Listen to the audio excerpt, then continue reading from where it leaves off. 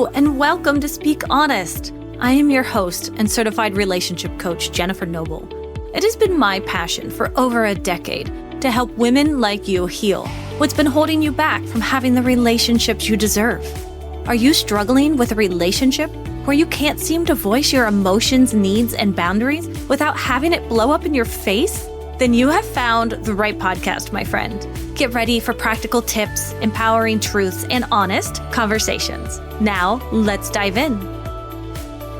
Hello, everyone, and welcome back to another episode of Speak Honest. I am Jen Noble, your go-to relationship coach and author of Dance of Attachment. And on today's episode, I'll be helping a client move through nervous system overwhelm, her spiraling anxiety, and those why questions of like, why am I reacting so big to something so small?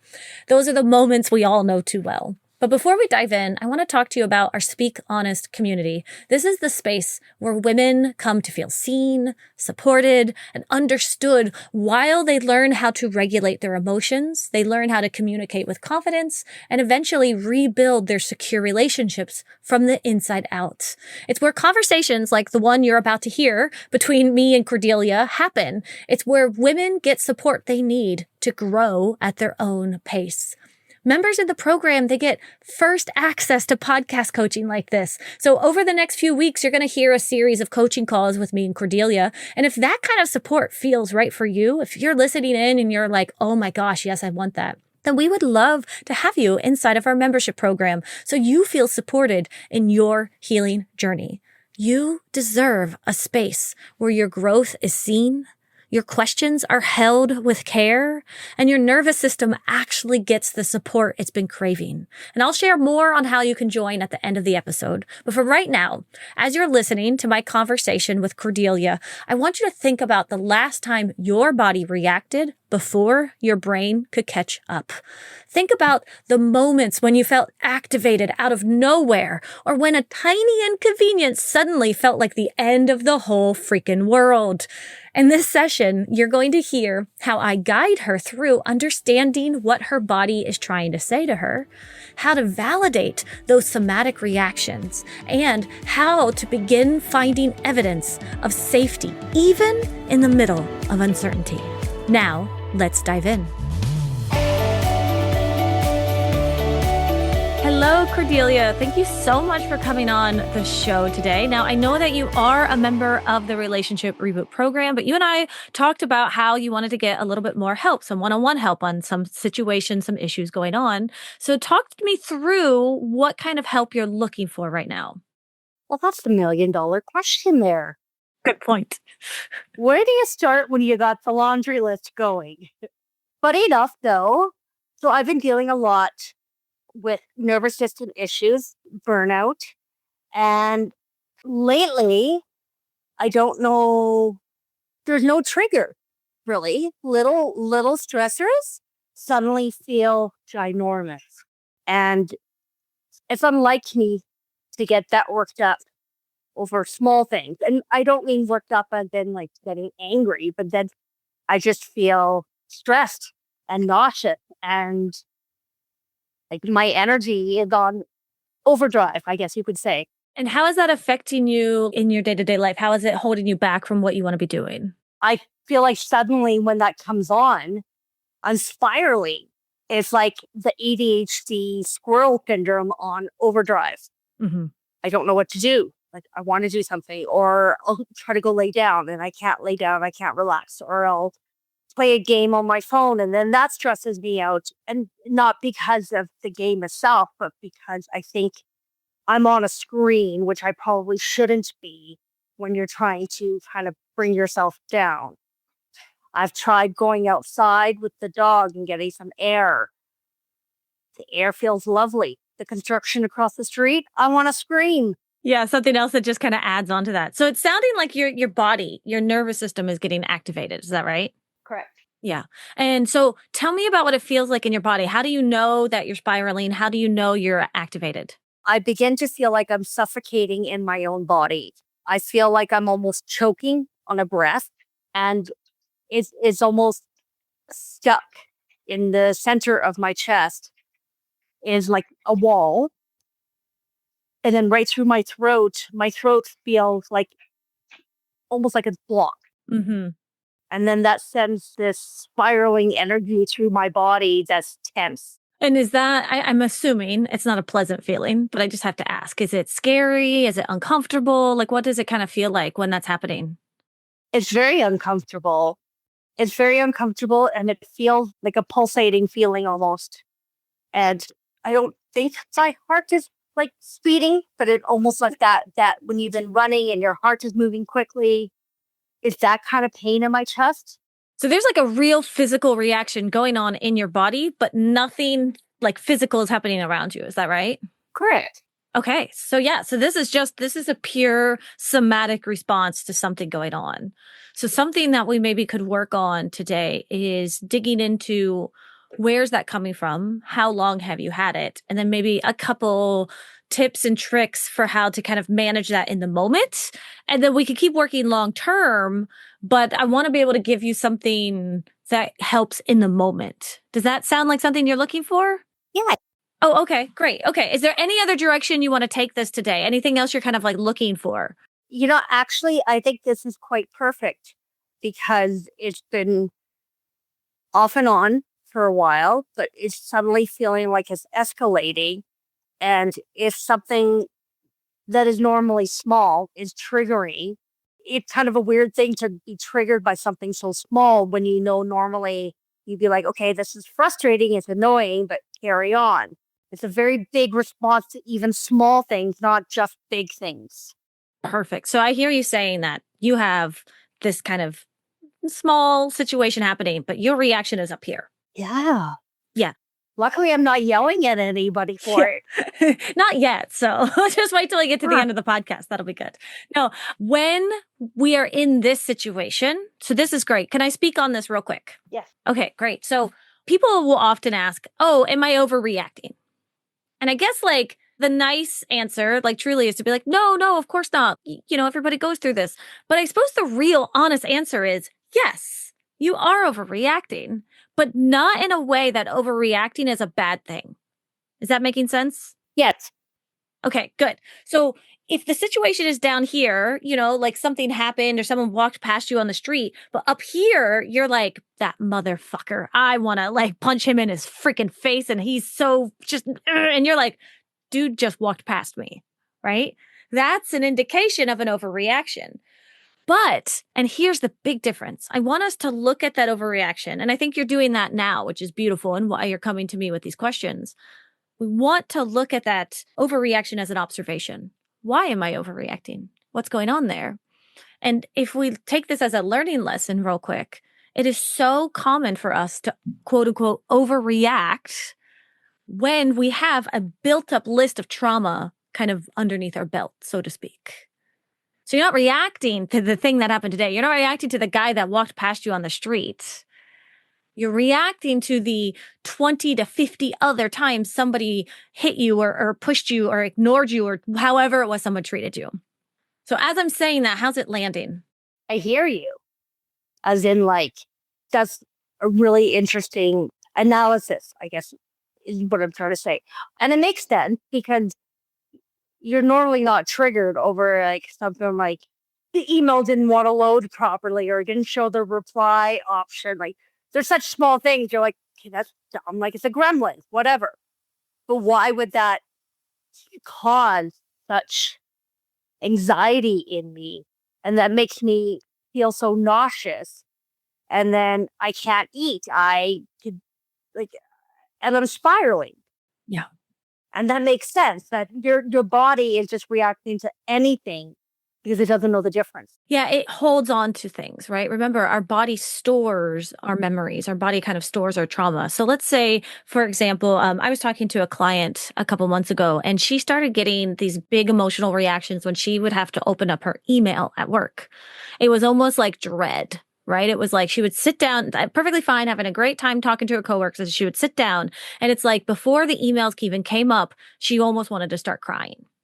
And she's like, what the hell? It's just emails. What's going on? So this is almost sounding similar to that, which is here's a thing happening and I'm acting in a way where I shouldn't be acting. But that's what I want to touch on because that belief right there, I shouldn't be acting this way. This is small. My reaction is big. I hear judgment there. Why is it small? What makes it small? Why can't it be big? If it's big to you, it's big. It's validate that, right? Okay. And I understand you're like, yes, but I don't want to act this way. That's no problem. But the first step is first acknowledging that this thing is doing something to you. And it's like, oh, okay. Like imagine like a piece of salt. You put one little grain of salt in your spaghetti sauce. It's not going to be a big deal. It's just one piece of salt. But then put another one and another one and another one and another one. You're not just dealing with one thing. You're dealing with all of this shit going on in your life. So when something else comes up and pops up, your body is like shutting down or getting activated or your heart's thumping, not because of an email or not because of what somebody did or said, but because of this lack of control, this like lack of power and this like out of control nature that's feeling in our body. So that's where we want to get to first, which is starting to just notice and be like, oh, that's trying to tell me something. I wonder what it's trying to tell me. So what do we think it's trying to tell you? I don't know. It's almost like on some level, my body doesn't feel safe with anything right now. That sounded like something it wanted to tell you. I'm not safe. Yeah, I don't feel safe with anything right now. Yeah. As you shared that, what came up for you? That is fear-based because of what is sort of going on in my life. And I don't know what tomorrow will bring. And it's not necessarily just your regular what will tomorrow bring future. I'm in this this unknown phase. And I don't know if I'm going to have any opportunities come, or am I just going to die broke, so to speak, or what? Like, Yeah. That doesn't sound small. yeah. That sounds pretty big. Yeah. So no wonder you don't feel safe. What if we just gave that some attention first? And just said, of course you're scared, sweetheart. Yeah. Of course you're scared. Yeah, of course you're scared. You're in an interesting little limbo land, right? You're like in between things and trying to figure stuff out. Yes. And that's scary as hell. Yes. The first step to releasing and feeling relief with these big emotional kind of somatic responses coming up, the very first step of all of this is acknowledging it, not pushing it away, not judging it. And I know that seems like counterproductive, but it just weirdly works. And we talk about this sometimes, right? But if you have like a toddler or a dog or something like that, and they want attention, they know the difference between I'm giving you attention to make you go away, and I'm giving you attention because I genuinely love and care for you. Now, can you feel the difference between that and your body? Not at the moment. Think about it this way. If you were with me and you're sitting with me and you're my friend, you are my friend, right? But like, let's say you're sitting there and I'm telling you some story and you're like, Jen, just like get over it. It's not that big of a deal. It's ruining things that are happening in your life. If you said that to me versus saying to me, wow, that sounds really scary. What do you need right now? Do you need any help? I'll sit with you for as long as this takes. Yeah. Which friend would you rather be? Would you want to be? The friend that's willing to sit with you. Yeah. So can we sit with you? Can we sit with ourselves that way? Give it as much time as it needs? I don't know how. The how will come later. But first, let's ask if we can. What resistance is coming up for you right now as I'm asking that question? Right through my body, right through my hips. Oof, good one. Oh, yeah. My whole body is like not loving this. Okay, tell me about that. Your whole body's not loving that. You said, did I hear you say it's going through your hips? Oh, yeah. I can feel it in my hips right now. Let's give your hips some attention. Could you tell me in a neutral word what it feels like? Uncomfortable? How is it uncomfortable? In a neutral term, how is it uncomfortable?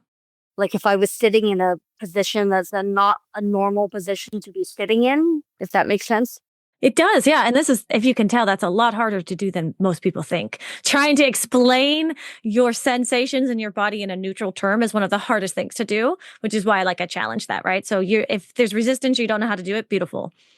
But I like that. You're sitting in like a different position that you wouldn't normally sit in. So let's just give your hips some attention. Let's have it be in that position. What does it need right now? Can you ask your hips what they need right now? Probably a good yoga class. Okay. What if, like, if you could give them something like right now, even like, do they want to stretch? Do you want to get up and stretch? Stand up and stretch then, girl. Do it. What do you need? I'm pressing on some of the pressure points in there. Like when the massage therapist finds a knot and they sort of push on it a little bit. That's kind of what I'm doing right now. Do your hips like that? Check in with them, ask. Well, it's that catch 22. It doesn't, right? Because it's like, hey, what are you doing? I like that uncomfortable knot. But it's like, oh, hey, wait. Releasing a little bit, right? Can we talk to that part of you that said, hey, I like that uncomfortable knot? Well, that's what a lot of the knots in our body do when they're like tight and the massage therapist is trying to work through it. They're a little cranky at first. Yeah. And then when you start giving them love, they start to loosen up a bit. Yeah. So let's talk to that cranky knot. I want to go at the cranky knot's pace. You're giving it some love and then it starts to work through it, sure. But what if you give it too much love too fast? If you try to go into a knot that's not warmed up, you can also have consequences, can't you? Yes. Yeah. So let's keep checking in with your knot on your hip. Is it doing okay? Does it want to go slower? Does it want to go faster? No, it's just slowly doing its thing. Perfect. Slowly then. Right there, slowly. That's a beautiful word.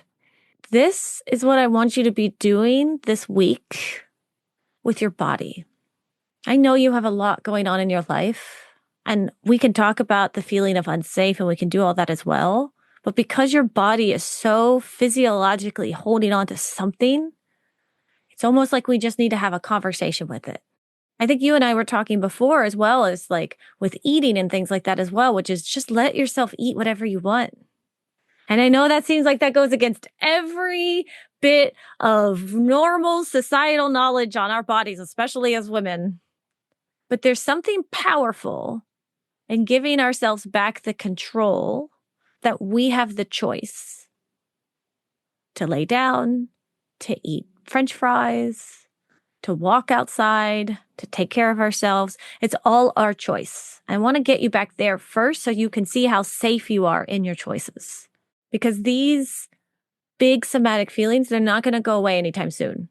So let's just also be mindful of that. If I said to you right now, this is going to be, like a 3 to 6 month long process.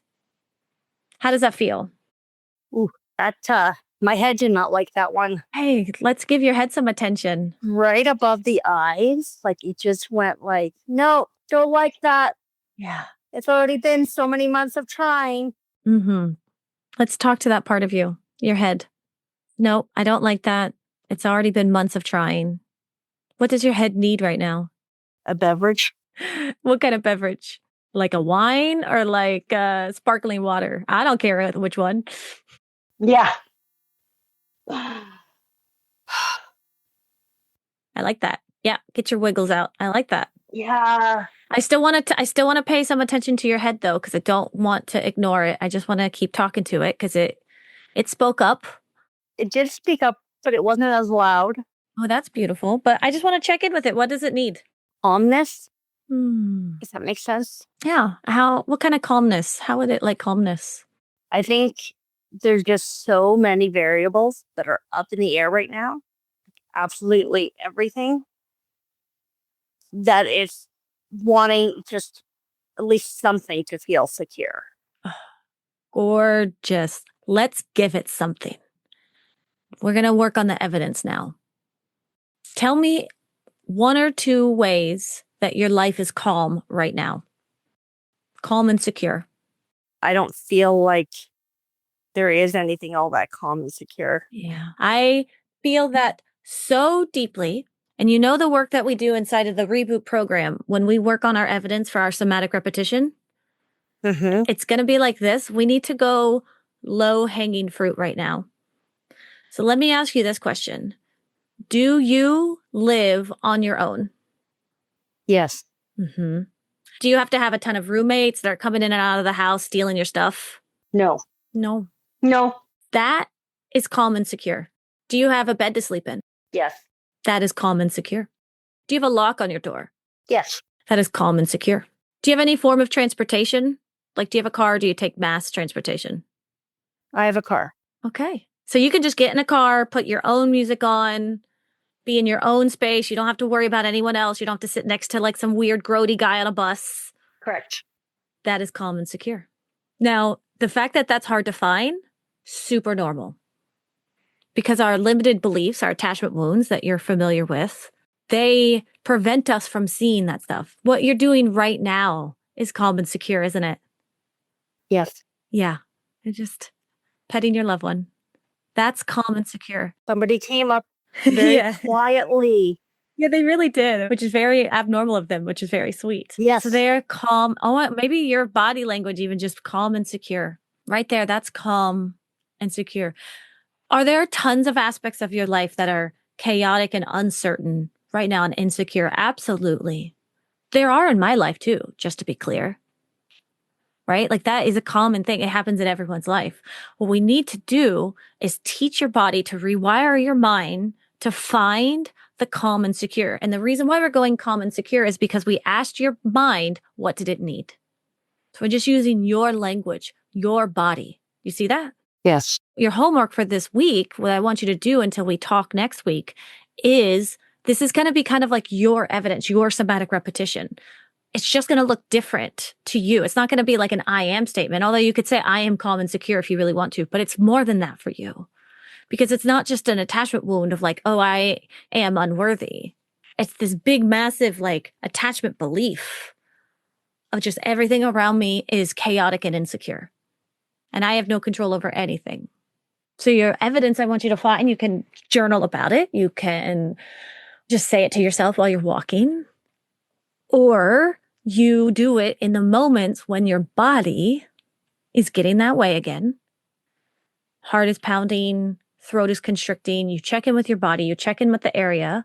You say, oh, okay, I can see you need something right now. What do you need, sweetheart? And then if it comes up again, calm and secure, you'd be like, okay, I can see why you're scared. You're validating that part of you. I can see why you're scared. I have this comfy couch. I have this beautiful animal. I have this lovely place to live. We have, I don't know, do you have AC or like heat, depending on whatever your temperature is like? Oh, no. Okay, yeah. No, we neither do No, my we. thermostat is broken right now. Okay, you know what? That's fair. Don't go there then. So, but like, you're like, oh, great. Thanks, Jen. Another thing I have to worry about. Oddly, that's not stressful. It is annoying, but not stressful for once. One of the few things. Yeah, but we have like, we can have windows, we can have fans. Like, where are you comfortable? Maybe what you need is a bath. Maybe what you need is to go for another walk in a beautiful park somewhere, right? The point here is you're like, oh, I'm feeling this certain way. What can I give my body to get that? And what this is going to do, this is going to rewire your central nervous system, right? Because right now you are in sympathetic nervous system, fight or flight. This is what's happening. So it could just be the smallest thing, like somebody cut you off and it's just like, oh, it ruined your whole day. That's fight or flight. That's your sympathetic nervous system and it is activated. We need to get you to a parasympathetic nervous system, which is your rest and digest. And it's just to be able to pendulate between the two. It's okay to be heightened and active. It's just that we need to also give it rest. And then in those moments, we're like, okay, well, what I need right now is calm and secure. So how can I get that? And I don't care if it's on your phone, Cordelia. I don't. Be on your phone. People make such a big fuss about phones. Oh, and sometimes playing certain games, they do. Like Yeah. They do help because of the distraction, because of the challenge of it. Yes. Yes. It's more when I say I probably shouldn't be on my phone, it's more of the sometimes you don't realize that another screen is probably not what you need at that moment. That is true. So that's learning the difference. Yeah. And that comes with when we are ready later on. It's like asking a toddler to regulate themselves when they're not ready yet. No.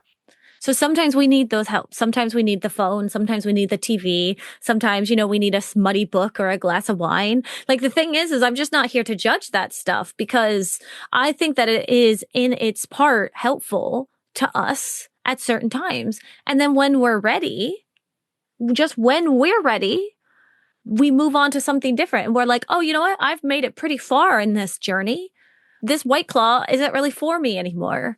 Like I actually, when I drink this, feel a little bit worse. Do you see the intention behind that choice now? And you're absolutely right. Like you said, sometimes we might not need it, which is why we're going to check in. Any action you make this week, just want you to check in with yourself. is it serving you?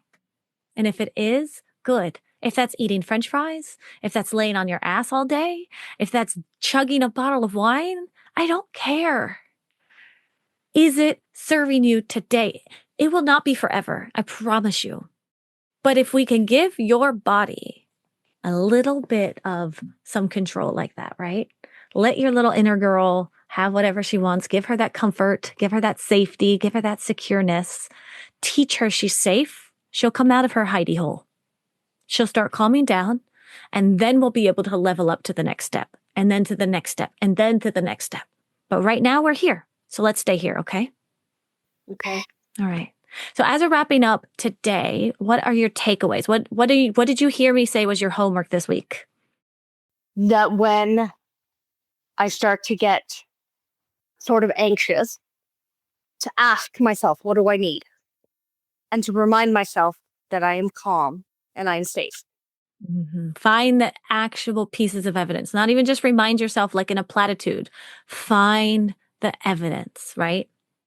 Remind myself, talk about my fur babies. Yes. Yeah. And what did it feel they like? They are very calming, right? When one was crouched behind my back for a while last night and how calming that felt. Oh, that right there. I love it. Oh, you can almost feel that somatic response of the calminess. Like, I mean, maybe, I don't know, I'm not in your body, but my body just kind of got calmer thinking about it. There is something super calming when they cuddle. It really is. It is super calming. And I actually am quite grateful for all of my babies, but one of them is so affectionate. And whether he's in my back or in my arms sometimes at night, last night I was just getting into that comfort, falling asleep. I curled in my arms, and then he got all restless and started to groom me. And I'm like, thank you for ruining my sleep. Yeah, that happens. That's the fun part about them. They have both the good and the bad, just like life. I love that. I love that so much. Oh, okay. So I hear you have your homework. So that's what we're going to work on.